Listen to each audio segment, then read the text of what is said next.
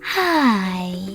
In front of me is NOKIA G22 and today I would like to show you how you can manage adaptive brightness.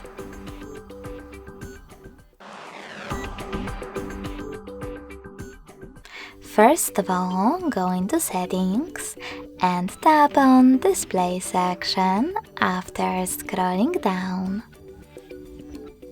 Then click on this switcher next to adaptive brightness to turn it on or off.